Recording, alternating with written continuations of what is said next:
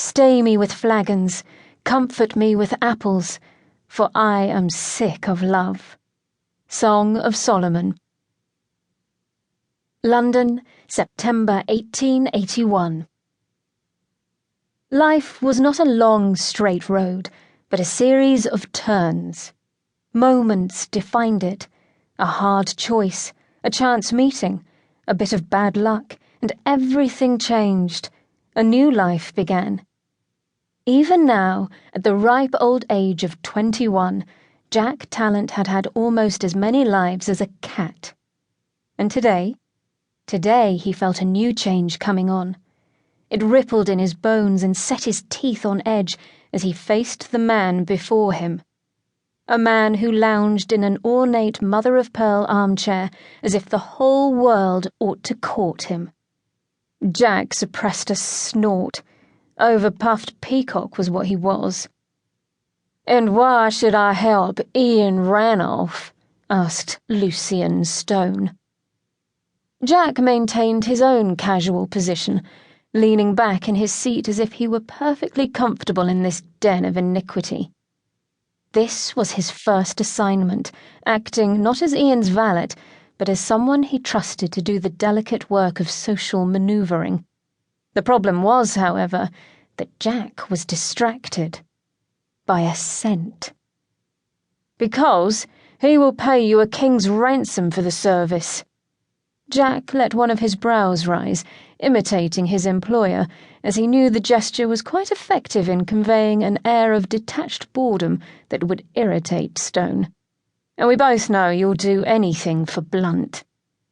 Just as Jack knew that the way to play a man like Stone was not to appeal to his vanity, but to challenge it. Stone's lip curled as his ghostly green eyes began to glow.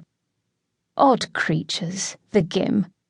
Their eyes could beguile you or haunt your soul. "Quite forward of you, Mr. Tallant."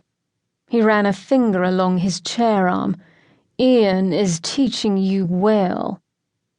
Which was neither here nor there. Jack had an assignment to complete, and he'd do Ian proud by not bungling it. Damn, but that elusive scent had him by the cods. It wasn't Stone. He reeked of the lime cologne popular among London toffs at the moment.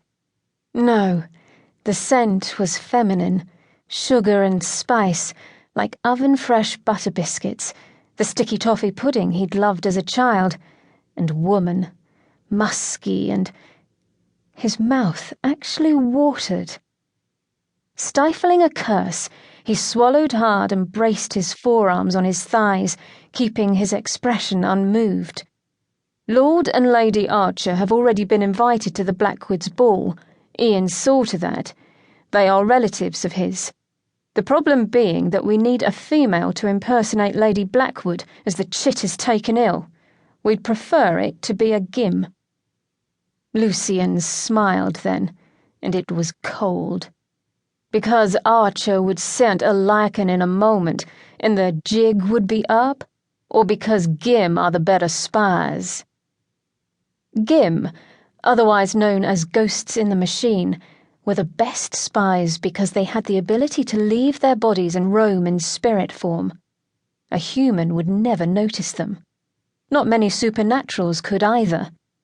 As for Lord Archer, the man was a recluse and stubbornly attached to the human world. He only knew of lichens and would never suspect a Gim watched over his bride.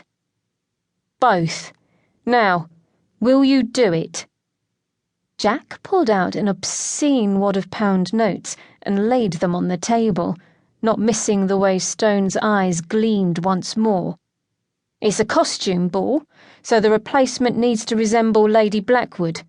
Archer has never met them, at any rate. Easy work, really." The money disappeared into Stone's big hand to be swiftly pocketed.